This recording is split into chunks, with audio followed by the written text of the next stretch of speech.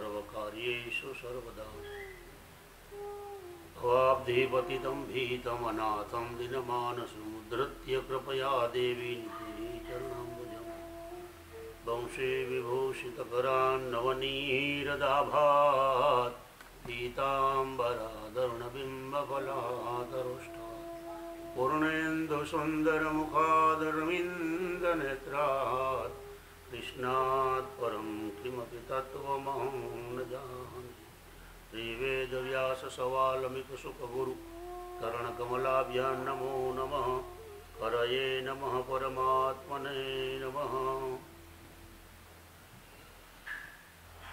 भगवती भागीरथी गंगा कथा गंगा के अंदर पूर्ण पुरुषोत्तम मास में जब अपना पूर्ण इतिहास बता दिया कि मैं कौन हूँ ऋषि के आगे,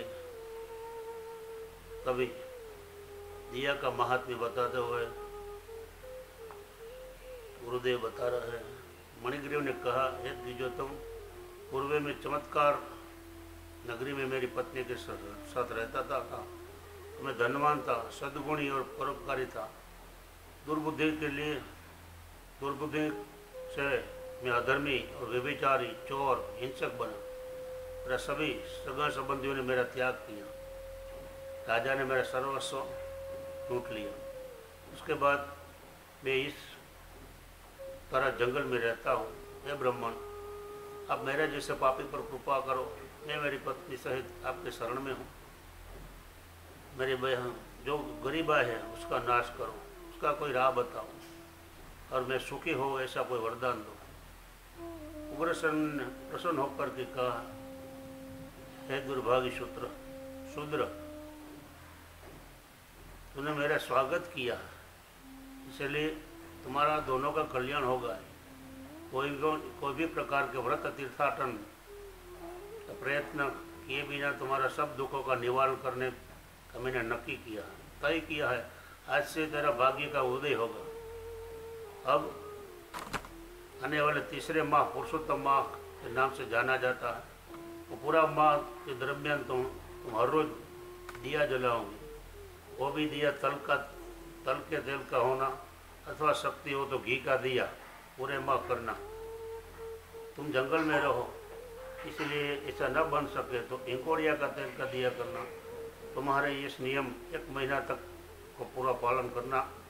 हर रोज सुबह बगल के जो सरोवर है उसमें स्नान करना, सायंकाल शुद्ध भोजन करना और तुम दोनों ने ब्रह्मचर्य का पालन करना।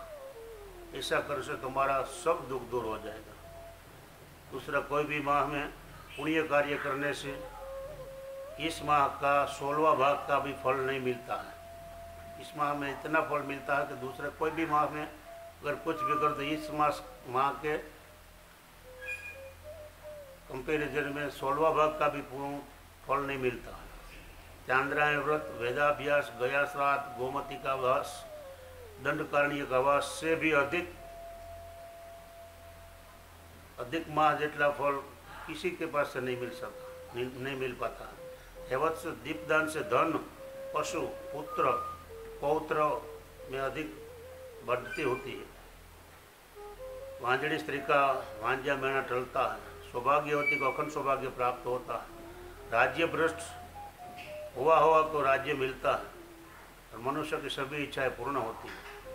कुमारिका को दीर्घायुष्य वाला पति मिलता है।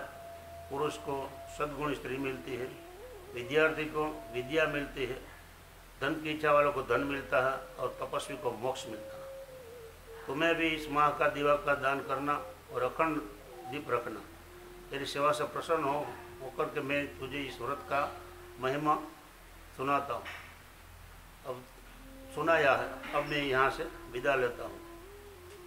इस रीत से इस प्रमाण कहकर के ब्राह्मण वहाँ से हरि का ध्यान करता होगा अपनी यात्रा की ओर बढ़े।